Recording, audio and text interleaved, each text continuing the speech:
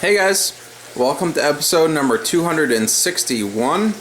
Today is Friday, so it's Fan Friday, and I've actually had quite a few people asking me where I've been, if I'm alright, where the videos are, where the updates are, and so I thought it was high time to give you guys an update. I must apologize, I have been very busy at work and with other things as well. And so I haven't had a whole lot of time to devote to making updates down here, video or otherwise. But I did want to show you my progress because a lot has changed. And I am happy to announce that my 3-barrel sump system is currently up and running. I've got the pump on. And I actually want to walk you through this so I can show you how it works. I have the pump running right now, and that's going to go up here. We have 3 ball valves. One is going to basically spill back into my first barrel. The primary ball valve right now is full open, and that goes up along the ceiling and then splits off there for the top tanks that currently aren't set up, and then 4 more down here for the 4 tanks that are set up. And essentially what that is just another ball valve. These ones are shut because obviously I don't want the water all over the room, but these ones are open, and they're probably dumping 400 or 500 gallons per hour into each one of these tanks, right around there. So pretty heavy flow. Actually pretty good flow for this size tank. And you'll see I have the pre-filter there in the corner with my emergency overflow right here, and that's gonna dump back down into the 2-inch drain line that runs the length of these tanks in the middle of the rack here, and then it's gonna spill back over into my first barrel.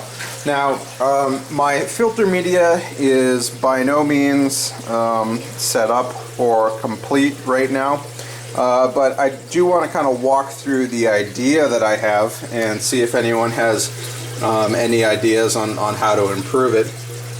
Right here is where all of the water is entering, and that will eventually be supplying the return from all 8 of my 40-gallon tanks. It's a 2-inch pipe. And what I wanted to do here is first give a little bit of a swirl filter, a little bit of a settling tank, so that any of the heavy debris that does get through the pre-filter will settle to the bottom of a smaller container here that I can just siphon out or use like a turkey baster and get the heavy debris out of the bottom of a swirl filter, something that's just going to kind of constantly circulate, so the debris falls out, and then all the water will then be able to pass through this chamber. Now right now I have some filter media here just to kind of separate the water that's coming in to the water that's going to my next barrel. And I do have a couple of Eheim 300-watt heaters here. I do have a 1/2-inch line that is supplying additional water back into this sump, and that's actually getting fed from up here. I just wanted to make sure that there wasn't any air trapped in this line because I'm not using the rest of these 3 outlets. I wanted to make sure I was at least using the one on the end. I will get 4 more tanks set up at some point, but I'll need to buy those and drill those. But anyway, so there's a little bit of additional water entering back in here through that. As I said before, we've got this ball valve as well. So depending on how much flow I want going up to all of my tanks versus how much flow I want kind of going back over into my first barrel, I can adjust those 2 ball valves. And then the third ball valve is actually how I'm planning on doing water changes, and I actually do need to do a water change right now, so I will open that up a little bit, and we can kind of see how that works. So essentially what's happening now is the water is being split between these three.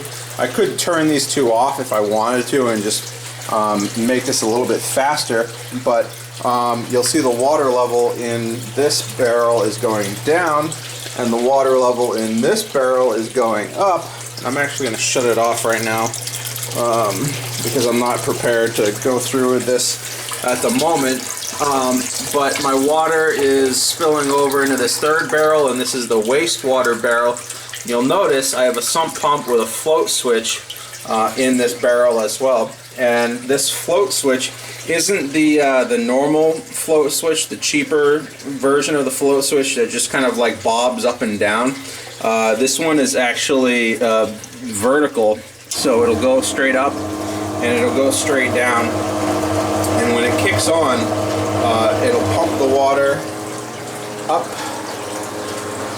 through this garden hose over into my drain line. So it's very much like the one I have set up here, except this uses the other style of float. And I believe the one that I'm using over here is a little bit more reliable. So I think that's going to work quite a bit better. It is a little noisy, but essentially I'm only planning on having this kick on maybe once or twice a day when I have everything set up and running. And you'll see I do have my Python hose attached here at the moment. That's how I'm doing water changes at the moment. I'm just opening that up, turning my Python on, dosing my water with Prime, and then I'm all set. But eventually what I want to do is actually use this 3-stage carbon filter, chloramine filter that's sitting on the wall, and I'm just about ready to hook that up and get it running, but I don't want to do it before I'm absolutely ready. What I do need to do is order a longer piece of hose, and what I'll do is snake that up top again, and I'll make sure that that drip line enters either this barrel or this barrel. And I'm actually going to see if I can shut that off just so the noise doesn't disturb us for the rest of the video. But so the idea is that that water would be dripping into one of these two barrels, and that would be at a rate of around 40 gallons per day. So essentially what I would be able to do is let that drip 24 hours a day, replenish 40 gallons per day, and I wouldn't have to do water changes. And all that would happen essentially is the water level in this barrel will always stay at the top, right, where that overflow level is. The water in this barrel will then always be topped off to where that overflow is, and all of the excess water will just slowly drip at around 40 gallons per day into this barrel. And essentially the new water is going to dilute the old water, and a little bit of both will exit through this wastewater barrel, and that'll be pumped out, and that will probably kick on 2 or 3 times a day, I would say, to automatically do my water changes. Now, it's not quite as efficient to do drip changes with an overflow system like this as it is to do a straight water change. I'll get into the math of that in a later video. It's actually kind of interesting. So what I could do is just kick this over, dump 20 or 30 gallons of old water, and then essentially just let that drip system refill this barrel over the course of the better part of a day. And that would essentially be the same as me lugging over and doing water changes with buckets and siphon hoses, as most people do. But it's a little bit more automated. So anyways, that's kind of a walkthrough of the water system and the plumbing. I'm pretty excited about it. It's pretty low maintenance, and actually the only thing holding me back from attaching that drip system is just getting the right series of float switches and solenoid valves in place, so that if the power ever goes out and I'm not here, the drip will shut off, so that it doesn't continue to run and potentially overflow all of these barrels in the unlikely event that I'm not here and it's over the course of more than a day or two, which is what it would take to kind of fill all these barrels up above, you know, their maximum level and cause a spill event. But anyways, those are the barrels. That's the plumbing. Pretty excited about that. As you saw earlier, I've got the lids on a couple of these tanks. I have to do the lids on a couple more of the tanks over here, and I do need to decommission the Rena XP3 after, you know, all my filter media is in and seated in the barrels. So that'll be good. I do plan on getting either some more endlers or some more guppies. I did actually pick up some angelfish. You'll see a couple swimming around down there. I picked up a bunch of angelfish at a local fish auction recently, the Boston Aquarium Society fish auction. So I might try to actually breed those, and I might put them actually in these 2 tanks back here, or I might wait until I get more of the 40-gallon breeders drilled and installed up here on this top rack. But right now all I have in here are a bunch of the marbled crayfish. You'll see there's a big one out back and there's a bunch of smaller ones hanging around. They are kind of attacking each other a little bit, so they could be thinned out. I might actually feed a few to my turtles at some point, but they breed like crazy, as you guys know, marbled crayfish.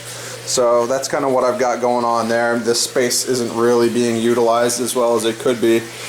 But that's essentially it. That's the update for today, guys. Big things have happened here. Took a lot of work to get to this point. I'm really happy that I flipped the switch and turned this thing on and everything works.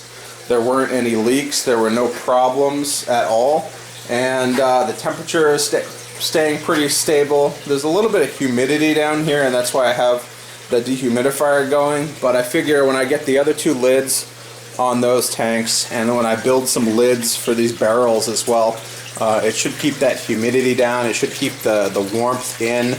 And we're going into the winter months here in New England, so that'll be important as well. But anyways, guys, for now, that's kind of what's going on down here in the fish room. I'm pretty excited about having everything basically set up and a lot less maintenance involved in keeping these aquariums, and I'm looking to double my water volume soon. So anyways, hope you enjoyed, and I'll see you guys later.